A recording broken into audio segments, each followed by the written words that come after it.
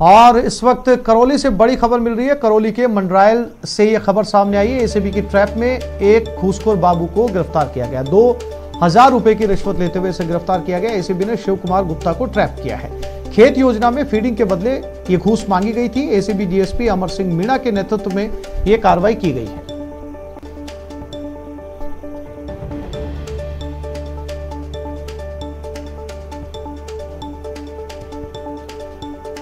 और इसी खबर पर ज्यादा जानकारी के लिए हमारे संवाददाता धर्मेंद्र करौली से हमारे साथ जुड़ गए हैं। धर्मेंद्र, क्या था ये पूरा मामला?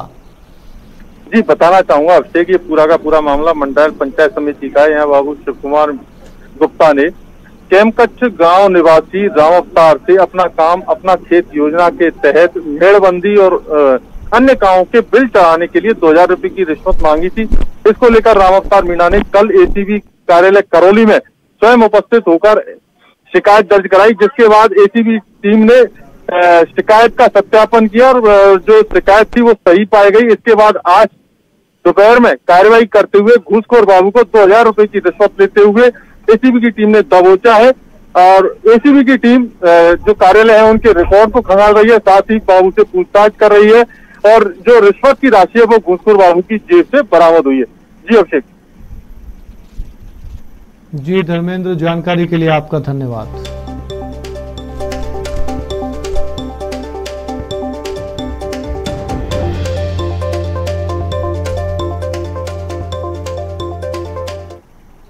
और सीएम गहलोत ने एक बड़ा फैसला लिया। कोरोना से मौत पर 30 लाख रुपए मिलेंगे। चुनावी ड्यूटी में कर्मचारी की कोरोना से मौत पर यह मुआवजा मिलेगा। मृतक कर्मचारी के परिजनों को यह मुआवजा दिया जाएगा। 30 लाख की एक्स ग्रेशिया ग्रांट मिलेगी। सिविल सेवा वेतन नियम 75(2) में संशोधन को यह मंजूरी दी गई है। पंचायती राज और निकाय चुनाव ड्यूटी में लगे कर्मचारियों के लिए यह प्रावधान लागू किया गया। राज्य निर्वाचन आयोग ने यह प्रस्ताव भेजा था।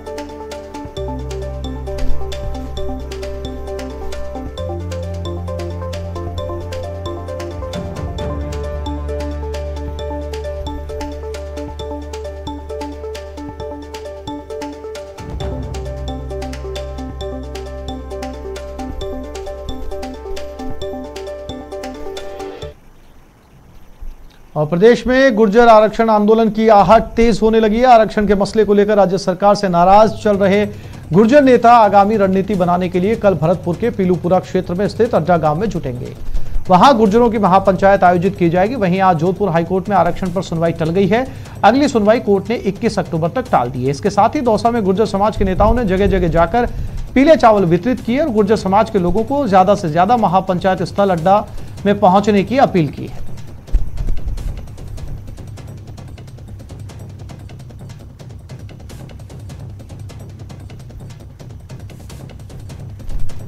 और प्रदेश में गुर्जर आरक्षण आंदोलन की आहट तेज होने लगी। आरक्षण के मसले को लेकर राज्य सरकार से नाराज चल रहे गुर्जर नेता आगामी रणनीति बनाने के लिए शनिवार को भरतपुर जिले के पीलूपुरा क्षेत्र में स्थित अड्डा गांव में जुटेंगे। वहां गुर्जरों की महापंचायत आयोजित की जाएगी। गुर्जर नेताओं के बढ़ते मूवमेंट को देखते हुए राज्य सरकार भी सतर्क हो गई। इसी बीच जिला कलेक्टर नथमल डिटेल और पुलिस अधीक्षक अमनदीप सिंह कपूर समेत दूसरे अधिकारी अड्डा गांव पहुंचे और स्थानीय ग्रामीणों से महापंचायत की जानकारी ली। आपको बताते चले कि पीलूपुरा गुर्जर आंदोलन का मुख्य केंद्र रह चुका है। यहां रेल लाइन के पास हुई फायरिंग में कई लोग मारे गए थे।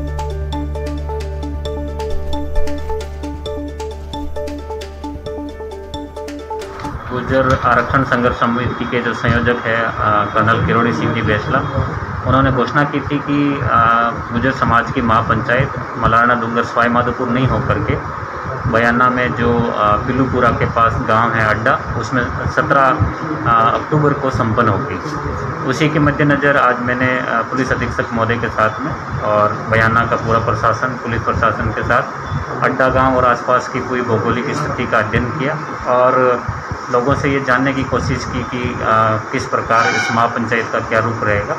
तो इसी कड़ी में हम जिला प्रशासन और पुलिस प्रशासन सब समन्वय के साथ में हम आगामी तैयारी और कानून व्यवस्था सब बनाए रखने के लिए कार्रवाई करना है।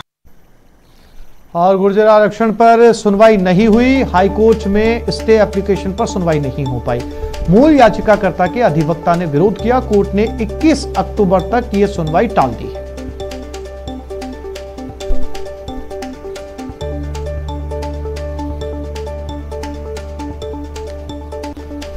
और अब बात दौसा की, जहां गुर्जर आरक्षण को लेकर कल भरतपुर के अड्डा में महापंचायत होगी। इसके लिए आज दौसा में गुर्जर समाज के नेताओं ने जगह जगह जाकर पीले चावल वितरित किए। गुर्जर समाज के लोगों को ज्यादा से ज्यादा महापंचायत स्तर अड्डा में पहुंचने की अपील की। इस दौरान गुर्जर समाज के नेताओं का कहना था कि सरकार ने अभी तक एमबीसी वर्ग को 5% आरक्षण का लाभ नहीं दिया है और पुरानी भर्तियों का बैकलॉग नहीं भरा जा रहा है। साथ ही इस आरक्षण को 9वीं अनुसूची में भी नहीं डाला गया। ऐसे में गुर्जर समाज की आरक्षण से जुड़ी विभिन्न मांगों को लेकर कल कर्नल बैंसला की अध्यक्षता में अड्डा में महापंचायत होगी। इस महापंचायत के लिए ज्यादा से ज्यादा गुर्जर समाज के लोग पहुंचे। इसके लिए पीले चावल बांटे जा रहे हैं।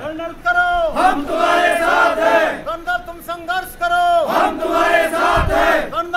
आज दौसा जिला देवनारायण मंदिर पर समाज के प्रबुद्ध बुजुर्गों के साथ, युवाओं के भविष्य के लिए पीलूपुरा के गांव अड्डा में कर्नल किरोड़ी बैंसला जी की अध्यक्षता में महापंचायत रखी जा रही है। फरवरी 2019 के समझौते की पालना नहीं हो रही है।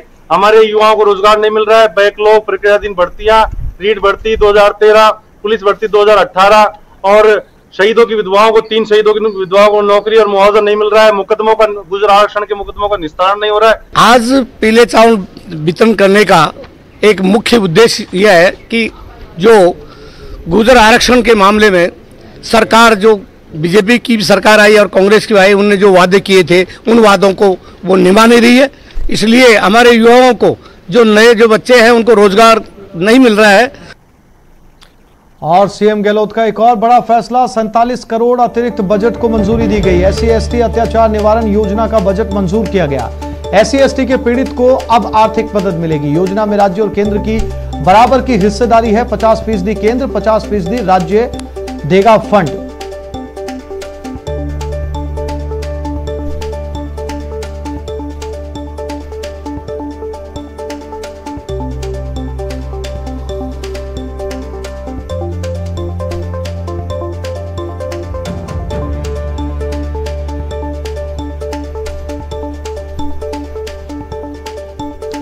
और अब बात नगर निगम चुनाव की, जहां दोनों ही पार्टियां दमखम दिखा रही हैं। एक और जहां कांग्रेस 18 अक्टूबर को टिकट का ऐलान करेगी, तो वहीं टिकट पर बीजेपी का मंथन जारी है।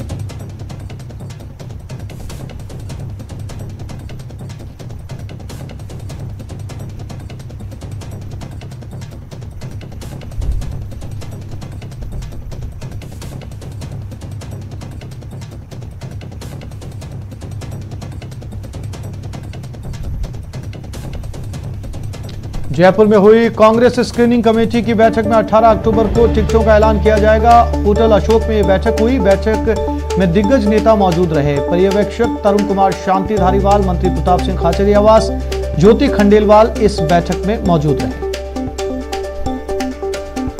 और स्क्रीनिंग कमेटी की बैठक के बाद परिवहन मंत्री प्रताप सिंह खाचरियावास और शांति धारीवाल ने कांग्रेस की जीत का दावा पेश किया है। आखिरी तारीख है, तो मेरा ख्याल है कल तक घोषित हो जाएंगी सारी सीटें। पर ये देख लीजिएगा, पैरामीटर्स तो सिर्फ इतना सा होता है कि अगर वो मान लीजिए पहले पार्षद रहा हुआ हो, तो उसने उस वक्त उसके जमाने में कितना विकास का काम उस वार्ड में करवाया है। एक बात तो ये है। दूसरी ये कि उसकी ईमानदारी है। तीसरी उसकी विचारधारा, और विचारधारा के साथ साथ फिर जीतने की उसकी संभावना। ये 4-5 चीजें होती हैं पैरामीटर्स में। तो उन्हीं को देख करके जो है ये सारे डिसीजंस होंगे और बड़े आराम से होंगे डिसीजंस। हमारे यहाँ कोई झगड़ा नहीं है, पूरी कांग्रेस एक है। यहाँ पर ये नहीं है कि ये पूनिया का गुट है और ये राजेंद्र राठौड़ का गुट है और ये उनका गुट है और ये उनका गुट है, ऐसा कुछ नहीं है। बीजेपी के लोगों ने ये कहा है कि वो कांग्रेस के खिलाफ ब्लैक पेपर लाएंगे। ब्लैक पेपर तो उनके खिलाफ आ रहा है। अच्छे दिन, 15 लाख का वादा, पेट्रोल डीजल सस्ते करने का वादा, पूरे देश में नोटबंदी के बाद 50 दिन मुझे दे दीजिए। आज देश में भुखमरी है, हालात खराब है। आप किसके खिलाफ ब्लैक पेपर ला रहे हैं? लोकल बॉडी के चुनाव में आप राजस्थान की सरकार के खिलाफ ब्लैक पेपर ला रहे हो। ब्लैक चेहरा इनका है, ये तय कर लेना चाहिए। बीजेपी को हिसाब देना पड़ेगा। 1.25 बरस तक कहां थे? सड़क पे आंदोलन नहीं कर पाए। कोरोना संकट में रोज मुख्यमंत्री जी से वादा करते थे वीडियो कॉन्फ्रेंसिंग में, लेकिन कहीं भी निकलकर बाहर नहीं आए। 1 करोड़ से ज्यादा मास्क बांट दिए धारीवाल जी के डिपार्टमेंट ने। गहलोत साहब ने नारा दिया कोरोना के विरुद्ध जन आंदोलन। मास्क बटे, कोई भूखा नहीं सोएगा। 6 करोड़ लोगों को फ्री में गेहूं और दाल, एक घर में सूखे राशन के किट। 1.25 वर्ष में आपको पता है 501 में से 252 वादे पूरे कर दिए। 251 मतलब 52% काम पूरे हो गए। और दावेदारी में सोशल डिस्टेंसिंग की जमकर धज्जियां उड़ाई गई। निगम चुनाव में कांग्रेस टिकटों की ये दावेदारी थी। होटल अशोका में दावेदारों की भीड़ उमड़ पड़ी। दावेदारों ने सोशल डिस्टेंसिंग की जमकर धज्जियां उड़ाई। बड़ी संख्या में बिना मास्क के लोग नजर आए। दावेदारी में जमकर कोविड-19 गाइडलाइंस की पालना की अनदेखी की गई।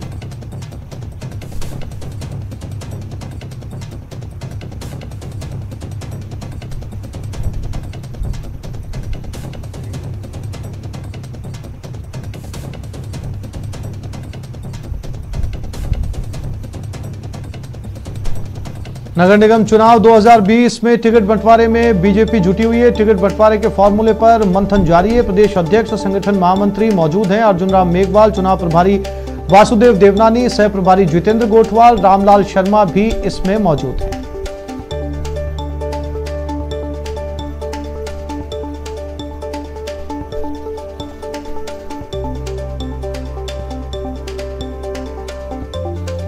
भारतीय जनता पार्टी की राष्ट्रीय मंत्री बनने के बाद डॉक्टर अलका सिंह गुर्जर पहली बार अपने गृह क्षेत्र दौसा पहुंची, जहां उनका भव्य स्वागत किया गया। इस दौरान उन्होंने कहा कि संगठन को मजबूत करना उनकी प्राथमिकता रहेगी। साथ ही उन्होंने कहा कि प्रदेश में महिलाओं के खिलाफ हो रहे अत्याचारों को बीजेपी प्रमुखता से उठाएगी। इस दौरान उन्होंने निकाय चुनाव में जीत का दावा भी पेश किया। साथ ही उन्होंने गुर्जर आरक्षण आंदोलन के मामले में कांग्रेस सरकार पर हमला बोला और कहा कि गुर्जर समाज ने कांग्रेस को एमबीसी आरक्षण का पूरा लाभ देने के लिए वोट दिया था, लेकिन सरकार गुर्जरों के मामले में खरा नहीं उतरी।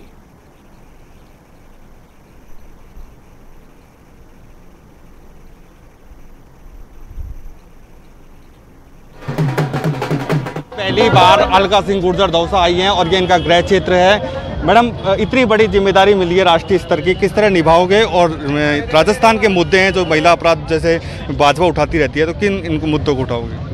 देखिए, निश्चित रूप से जिम्मेदारी बड़ी मिली है। उसके लिए तो मैं संगठन और मेरे कार्यकर्ताओं का सबका और हमारे शीर्ष नेतृत्व और प्रदेश नेतृत्व का आभार व्यक्त करती हूँ।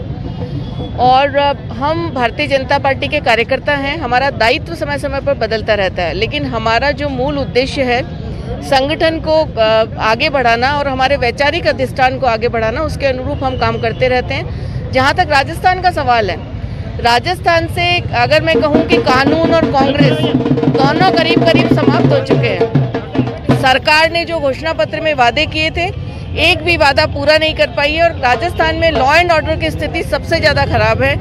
राजस्थान की बेटी न्याय मांगती है, लेकिन ये धर्म और अपने सहूलियत के हिसाब की राजनीति करते हैं, जबकि हम राजस्थान में लॉ एंड ऑर्डर की स्थिति खराब है। बच्चियों के साथ नित नए दुराचार अनाचार हो रहे हैं। महिलाएं परेशान हैं, युवा परेशान है, किसान परेशान है और हम सब एक सशक्त विपक्ष की भूमिका लेकर दृढ़ता के साथ जनता के साथ खड़े। मैडम, निगम चुनाव भी है, बड़े शहरों में निगम का चुनाव हो रहा है, क्या भाजपा प्रदर्शन करेगी ऐसे? भाजपा निश्चित रूप से तीनों निगमों में भारतीय जनता पार्टी का महापौर बनेगा और बोर्ड हमारा ही आएगा। मैडम, गुर्जरों को काफ़ी अपेक्षा है कि केंद्र उनकी 9वीं अनुसूची में उनका मामला डाले, क्या इसके लिए किस तरह की पैरवी की जाएगी? देखिए, कांग्रेस ने अपने घोषणा पत्र में कहा था एमबीसी का बैकलॉग भरने का।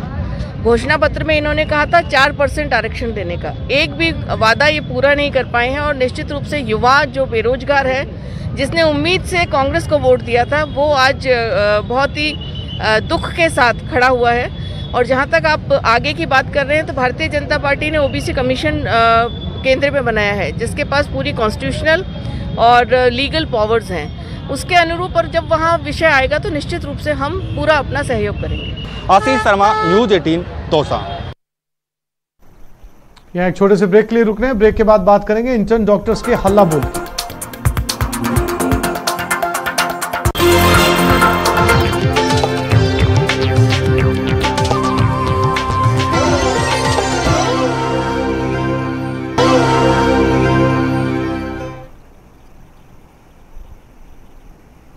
और अब बात प्रदेश भर के इंटर्न डॉक्टर्स की, जो पिछले 24 घंटों से एसएमएस मेडिकल कॉलेज में भूख हड़ताल पर बैठे हैं, लेकिन अभी तक सरकार की ओर से कोई जवाब नहीं आया, जिसके बाद अब डॉक्टर्स ने आज शाम तक का अल्टीमेटम दिया है और चेतावनी दी है कि अगर उनकी मांगें नहीं मानी गई तो वो पूरे प्रदेश में उग्र आंदोलन करेंगे। बता दें कि प्रदेश में इंटर्न डॉक्टर को स्टाइपेंड 7,000 रुपए दिया जा रहा है, जबकि अन्य राज्यों में 30,000 रुपए दिया जाता है। इसलिए इंटर्न डॉक्टर्स ने अन्य राज्यों की तर्ज पर स्टाइपेंड की मांग की है। इसे लेकर वो कई बार चिकित्सा मंत्री और सरकार को अवगत करवा चुके हैं और प्रदेश भर में 9 अक्टूबर से आंदोलन कर रहे हैं, लेकिन सरकार डॉक्टर्स की अब तक कोई सुध नहीं ले रही है।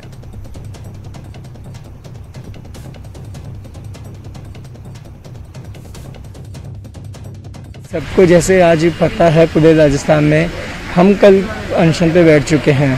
वो कल न्यूज़ 18 में हमारा लाइव वीडियो चला था, लाइव हमारी बातचीत हुई थी कांग्रेस के प्रवक्ता वरुण सर से।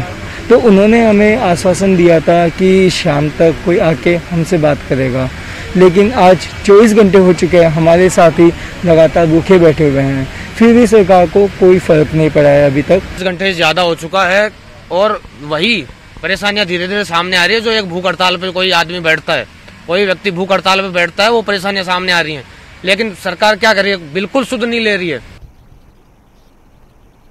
और अब बात सिरोही की, जहां स्वरूपगंज टोल प्लाजा पर एक ट्रक ड्राइवर के साथ टोल कर्मियों ने जमकर मारपीट की, जिसमें ट्रक ड्राइवर गंभीर रूप से घायल हो गया। दरअसल फास्टैग से टोल कटने के बावजूद टोल कर्मी टोल की मांग कर रहे थे, जिसका विरोध करने पर टोल कर्मियों ने मारपीट शुरू कर दी। ट्रक ड्राइवर ने स्वरूपगंज पुलिस पर भी मिलीभगत का आरोप लगाते हुए पुलिस कर्मियों के खिलाफ भी कार्रवाई की मांग की है। मारपीट का वीडियो 15 अक्टूबर का बताया जा रहा है। मामले में ट्रक ड्राइवर ने विधायक अशोक चांदना से भी शिकायत की।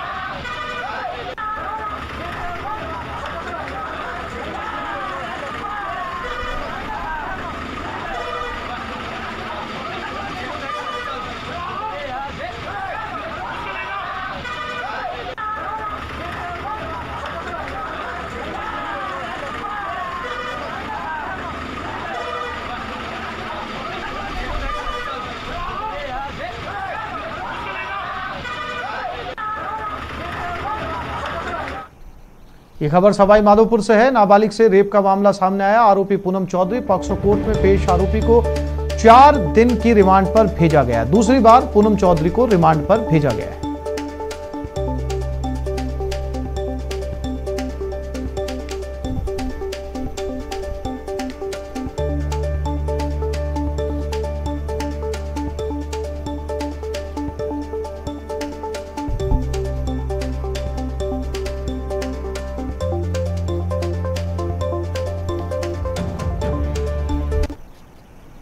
प्रदेश में आज डीजल चोर गिरोह के खिलाफ कार्रवाई सामने आई। पुलिस ने आज 2 अलग अलग शहरों में कार्रवाई करते हुए कई लोगों को गिरफ्तार किया है। पहली तस्वीर अलवर की है और दूसरी तस्वीर अजमेर की। अलवर में पुलिस ने हरियाणा से डीजल लाते तस्कर के खिलाफ कार्रवाई की, वहीं अजमेर में पुलिस ने डीजल चोरी के मामले में आरोपी को गिरफ्तार कर लिया है।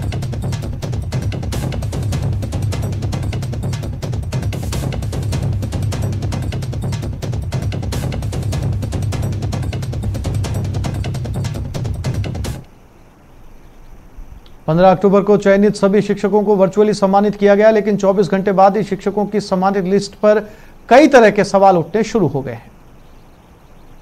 शिक्षा का मजाक या शिक्षकों से मजाक, कम अंक वालों को राज्य स्तरीय सम्मान, ज्यादा अंक वालों को ब्लॉक स्तरीय सम्मान। सम्मान का फॉर्मूला क्या है? धांधली या गड़बड़ी? आखिर गफलत कहां हुई? सम्मान हुआ या मजाक हुआ? सम्मान का फॉर्मूला क्या है? ये सम्मान पाने वालों की समझ से परे है। ये हैं रोहिताश कुमार शर्मा, राजकीय माध्यमिक विद्यालय 9TKW के विज्ञान के वरिष्ठ अध्यापक हैं। इन्हें 9 से 12 वाली कैटेगरी में 86 अंक प्राप्त हुए हैं और इन्हें ब्लॉक स्तर पर सम्मानित किया गया है, जबकि इनसे कम अंक पाने वाले शिक्षक को राज्य स्तर पर पुरस्कृत किया गया है। राज्य, जिला, ब्लॉक स्तर शिक्षक सम्मान की जो सूची जारी हुई, उसमें मुझे जो है सर्वाधिक अंक प्राप्त करते हुए भी मुझे राज्य स्तर और जिला स्तर से वंचित रखा गया। राज्य स्तर और ब्लॉक स्तर पर पुरस्कृत किए जाने वाली लिस्ट में ये बड़ा खुलासा हुआ है। पहले आप शिक्षा विभाग की इस लिस्ट को ठीक से देखिए। रोहिताश कुमार शर्मा, वरिष्ठ अध्यापक, अंक 86, पुरस्कार ब्लॉक स्तरीय, कैटेगरी 9 से 12।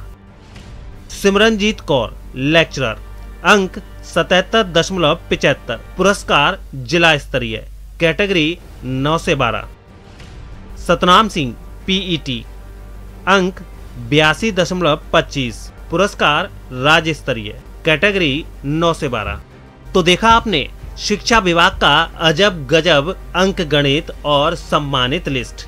अब इस लिस्ट के बाद शिक्षक संघ जांच की मांग कर रहा है। जो कम मार्क्स वाले जो शिक्षक हैं उनको राज्य और जिला स्तर पर सम्मानित किया जा रहा है, और जबकि उनको ब्लॉक स्तर के लिए छोड़ दिया गया है। तो ये वास्तव में मैंने भी उस सूची को देखा तो उसमें जो टीचर्स लोग बोल रहे हैं वो चीज़ देखने में आ रही है।